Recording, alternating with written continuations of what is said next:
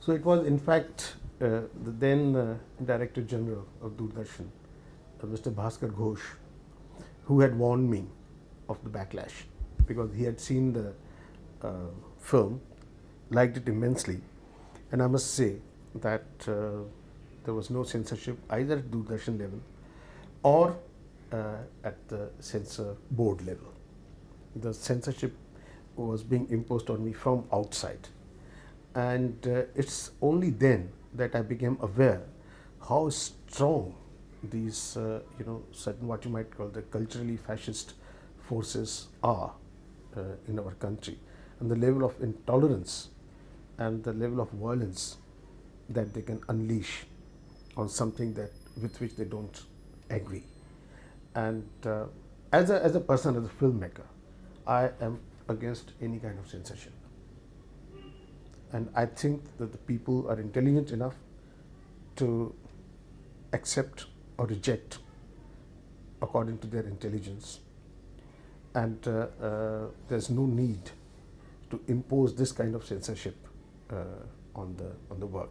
Of course, if you remove censorship, there will be a reaction.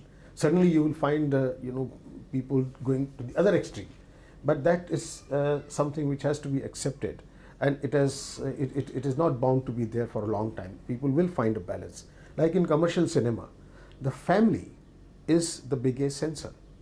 It is a commercial activity. Unless the family comes and buys tickets and watches your film, the films are not going to survive commercially. So the producer will never do anything that is rejected by the audience. And all these, these vulgar songs and dances that people made such a hullabaloo about, they did not survive on the box office because people just rejected it. So I think there should be much more faith shown in the people's intelligence and their choice, rather than imposing, because this censorship is bound to change. The norms are bound to change depending upon which party is in power.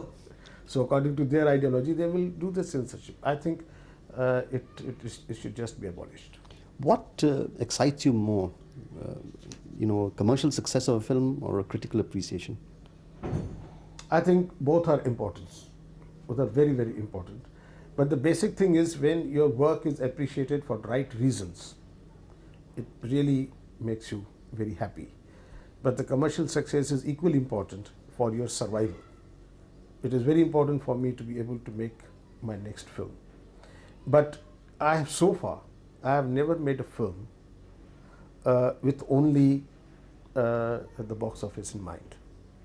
I can never make a film thinking this is what people will like and therefore I must keep this.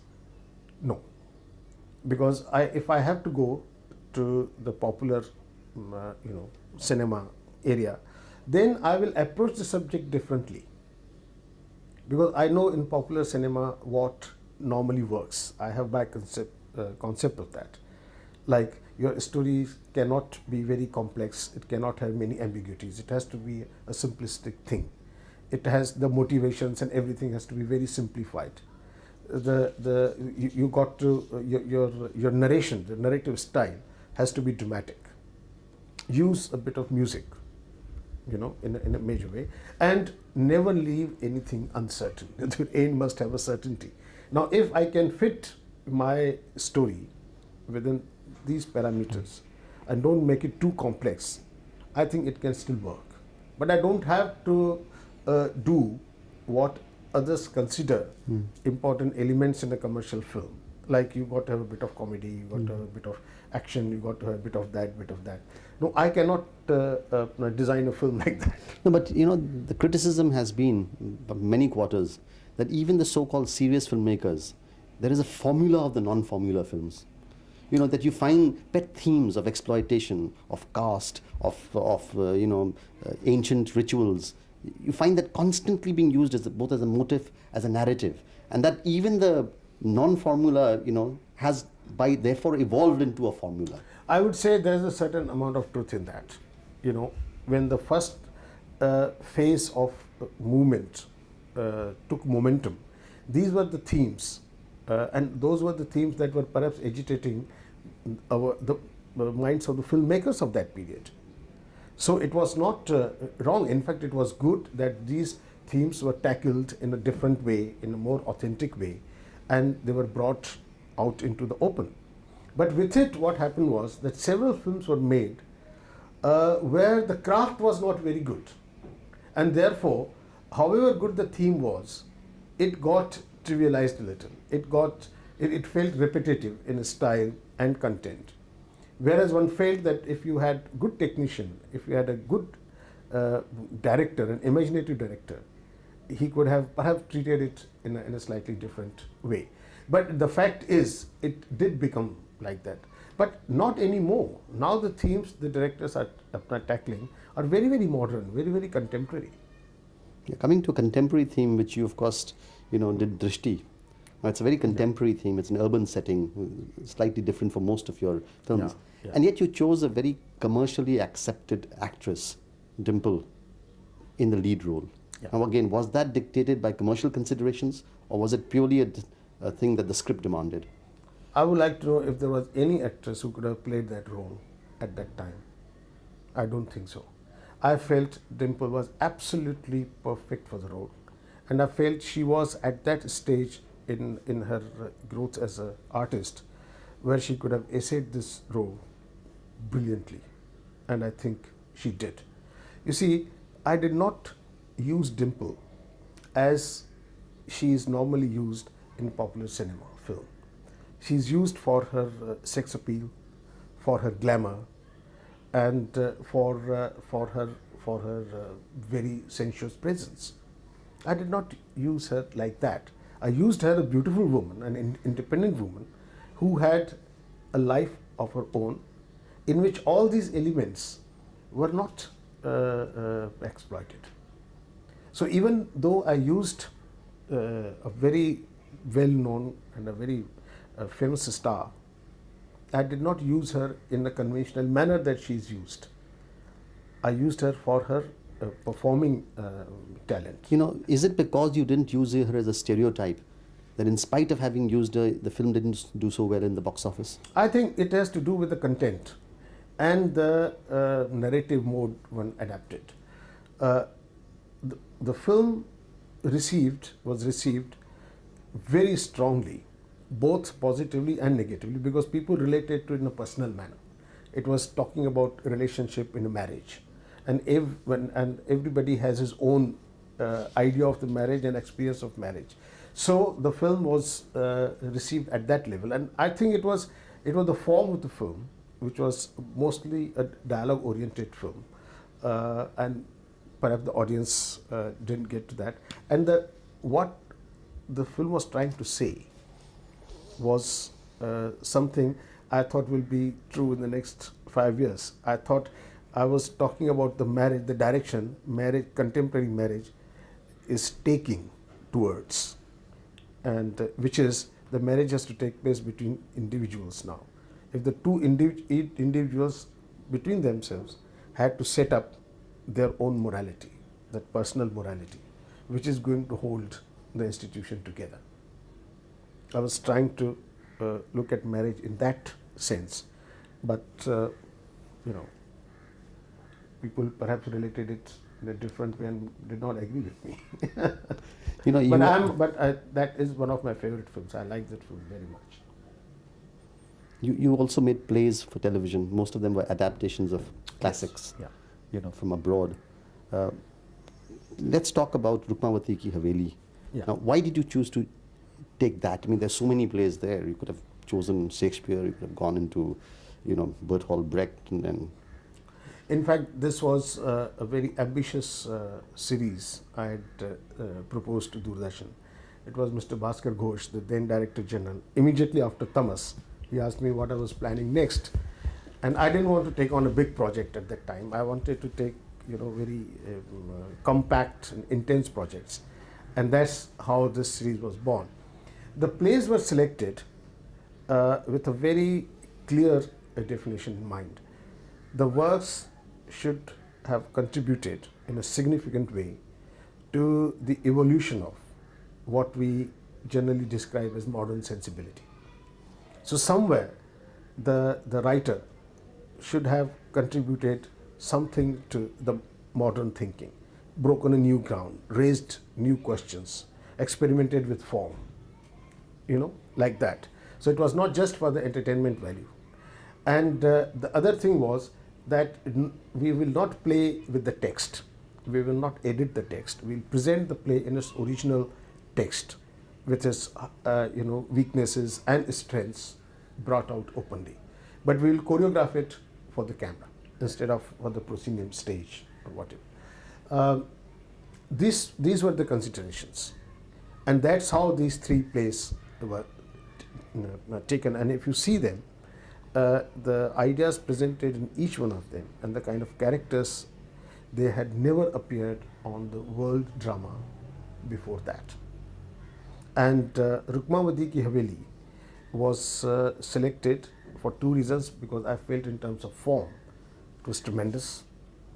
Number two, the kind of repression it talked about and the rebelliousness of the human nature and the natural instinct against that kind of regimentation, against that kind of oppression, the way it brought out was very, very beautiful. And that's how it was selected. Were you happy with the fact that you took a play? Wouldn't you have liked to have done it for cinema, for instance, and then adapted it into a more cinematic pattern? Well, at that time, the intention was not to do that. Therefore, I did not tackle with the, I did not temper with the text. But in terms of shooting it, you can see it is as cinematic as anything else I have done. I never approached it then as a play. For me, once I made my equation with the text, after that I treated it as a text for a film. Like what I'm planning now is very different.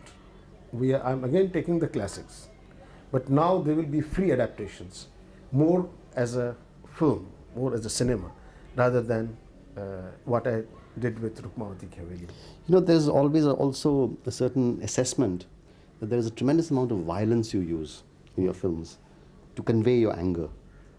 Now, is that something to do with that image that you talked about in your childhood watching that, or is it unconscious? I don't know, could be.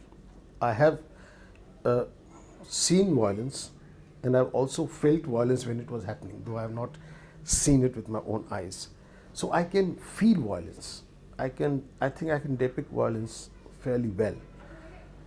And if you see my films, like Tamas, does not show more than one stabbing which takes place very far away from the camera in a long shot. And then you see a person cutting a chicken, and you see just a drop of blood on his cheek. But you feel violence all over. There's no violence depicted in Tamas at all. But I must say that in my films, the violence is very, very organic to the situation and to the story. In terms of quantity, it is never very much. And the violence in my films comes in spurts, but they're very intense, very strong and very realistic moments. So you feel them very strongly, and you feel you have seen so much violence. But in terms of quantity, no. But it's of quality. The violence is violence. When you see violence in my films, I want you to feel a kind of repugnance against it. I don't want you to like it. I don't create synthetic violence. I don't create cosmetic violence. But I want to create violence as violence, and you could see and feel. You should feel a kind of repulsion against it. Are you therefore saying that you use this to manipulate your audience? I don't think there's manipulation there. Manipulation will can be done very differently. I don't think so. I am a person who is not for violence. I don't look at violence as a solution to any problem or any situation. Neither does in my film that kind of, and in all my films that ideology comes through, that violence is not an answer. Even in Ardsat, which is cited as an example, the violence emerges as a reaction from within the individual who is essentially not a violent person. And it is a reaction to a situation, it is not a calculated violence. Even as a policeman, when the guy beats up people, when there's a provocation, and when he, as a human being, loses control over himself. It is never a calculated violence. The calculated violence is the kind of violence that is manipulated because it suggests that that is the solution in a given problem. As a filmmaker, what is important to you? The presentation or the ideology? The language of the film? The manner in which it's said, or what it says? I think it's a combination of both. The most important thing is that what I want to say. And I am fully aware that to say a particular thing, I have to adopt a particular language, which is in keeping with what I want to convey, and also it's the kind of language that gives a certain amount of freshness to the expression. Because if you use standard language, cliched language, to present a new idea, the idea gets lost. Because to a cliched language, there's a cliched response. So for me, it's very important, not only what you want to say, but also how you say it. It's extremely important for me. You know, there's also an accusation that you are a very macho director, that your characters are very strong, male characters, whereas your female characters are ornamental. I would say that again is based on very shallow reading of my films. You take any of my films, my female characters are not like the standard film characters as you see in the popular cinema, and in fact they are very, very modern, very, very contemporary in their attitudes, in their responses to the situations. You take any of the films that I have done and you will find that. Are there I don't think that this kind of accusation has it. Take the character of Smita and Arthasatya, for example. She's a very modern lady. She may not behave in the standard coy fashion, but she's the one who's able to tell her boyfriend that you become what you do. Even when you start by saying that I'm away from it. No. And I cannot live with a person, however much I like you, if you cannot control your violence. And she's prepared to break the relationship on that level. How come that she's an ornamental person? Look at the female characters in Party. They're not ornamental at all. In fact, they are major characters in that. Look at the character in Aghat, the wife of that worker. Look at Drishti. Look at all the films that I've done. Look at Drokal. I think the female characters, in fact, in my films are very modern, very, very fresh, and very, very contemporary. Are there any pet themes, anything that you want to make? And you say someday I will. Not inside you. Not like that, but the theme that keeps recurring in my films, which now I can see it as a pattern, is the theme of choice. Moral dilemmas or choice? Choice. In the sense that you see my films and you will feel that my films normally start when the protagonist gets into a very critical situation. And to come out of it, he has to make a certain choice. And that choice is going to decide his future course of life. If he is going to live like a wimp, like a very compromised man, or he's going to live, face the difficulties, face the consequences, but live with a certain amount of dignity to his existence. And that is not only in the eyes of others, but essentially in his own eyes. That seems to be the theme which is constantly emerging in my films. and that's the theme that seems to be, engaging, because engaging me, because I think we are constantly in a situation where we are faced with choices all the time, and these are very difficult choices. Some can give us a lot of advantages, but reduce us in our own eyes. The others may not give us advantages. In fact, give a lot of disadvantages, but they perhaps can give us the courage to face ourselves in the mirror. How important are international film festivals? I mean, do they sort of, for your kind of filmmaking? I think for our kind of filmmaking, the filmmaking which is away from the profit-oriented popular cinema, they are very important. Because the films are judged or looked upon in those festivals in a very different way. The standards applied are very different. And number two, it opens up unconventional markets and unconventional sources of finance to make films.